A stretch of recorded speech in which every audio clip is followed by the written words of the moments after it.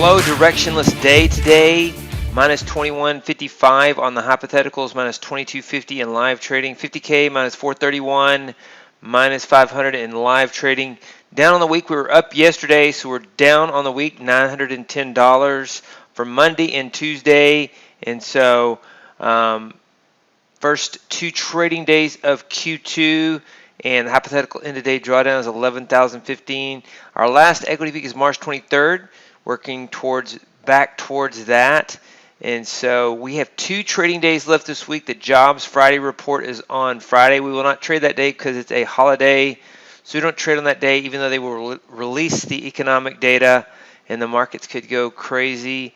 We won't be trading on Friday. So we have two more trading days left this week before Good Friday holiday and Easter. And let's look at the trades on the day. You can see the market. Here is what happened in the market. Let's look at the market internals. And so yesterday you had that rally at the end of the day. And today on the S&P it gave it all back. And then some on the Nasdaq. It worked lower.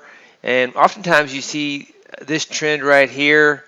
And on the bullish side, you'll see a slow pattern, then it accelerates. We're seeing this downtrend, but it doesn't accelerate down. It reverses and goes up. And so there's an upward bias. The inverse of bullish patterns are also end up being bullish when you have things like QE and balance sheet increases from the Fed. And so there's an upward bias in this market and support there. And so just a back and forth zigzag type of a day. And we had this rally here at the end of the day. EVP and momentum reversals got some of those losses back. And the choppers were doing well at the open, and then this trend right here pulled it down on the day. And so let's look at the trades on the day and go over each of the trades. S&P, Cobra 3 had a small winner on the short side. Tick fader got long here. It looked like a good entry and was stopped out, minus 625. Momentum reversal, looked like it was calling a turnaround.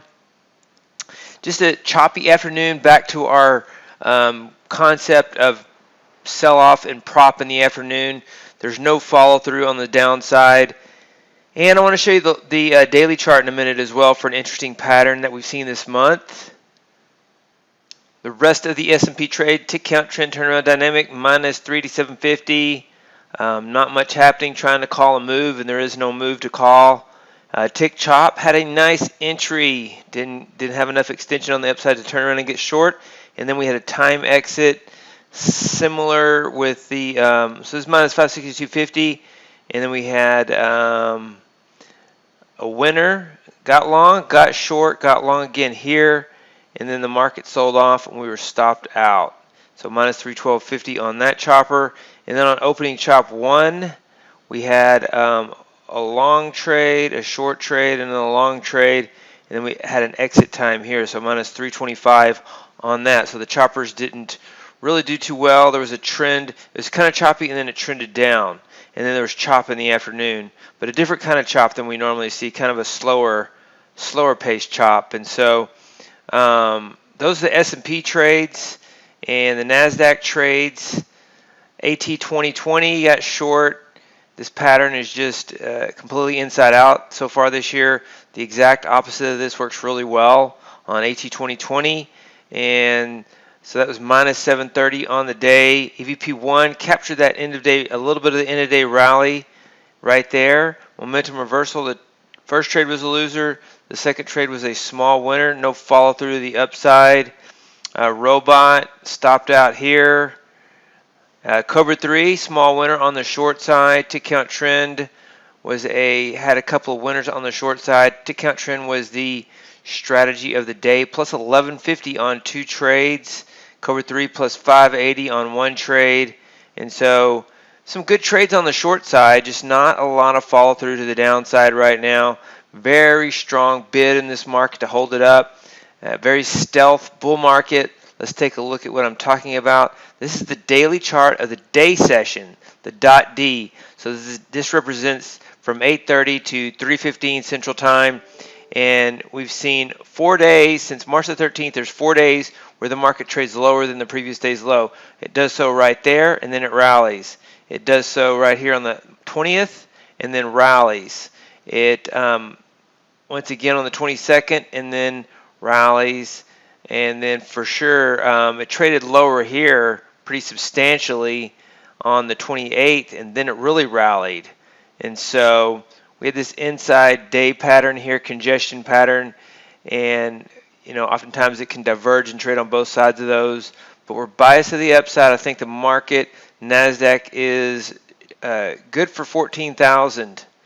May get there this week. 2 trading days left. 800 points away is kind of a big move between now and Friday. It could do that in the futures on Friday, depending on the jobs report. But I think the market wants 14,000 by the middle of the month in the Nasdaq to take out that number, and so that's what we're looking at on the Nasdaq and S&P. Really, just the strength of the trend up and the stealth nature of this bull market. I want to show you this on the 24-hour. There's only 2 days where it trades below its previous day's low on the 24 hours. I'm going to show you that. So if you're just looking at the 24-hour session, there are only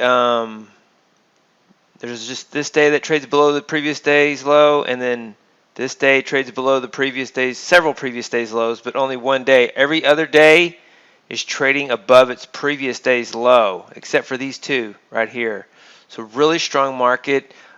These patterns don't last forever, but while they last, it's hard to call a top. And so I found over time it's more, it usually works out better to continue to go with the trend, and sometimes that'll accelerate, and then this could be the end of it right here. It could roll back over depending on the news, but kind of two days. What we have is 2 days in a row right now of the market is down 2 days in a row. Close below yesterday's close the day below yesterday's close as well, but 2 higher lows. The lows are higher than the previous day's low with a lower close each day. So be interesting to research and see what that happens. I might have that for you tomorrow as a situational scenario. And oftentimes holiday trading ends up being bullish, and so wouldn't be surprised to see a strong move into Easter holiday 3-day weekend. So once again, those are the trades on the day for Tuesday, April the 4th, 2023. Hey, David Bean here. Welcome to Capstone Trading Systems YouTube page. Be sure to subscribe to join our community of algorithmic traders. We are real money traders. We share our winning streaks, we share our losing streaks, as well as market updates, strategies, and coding tips.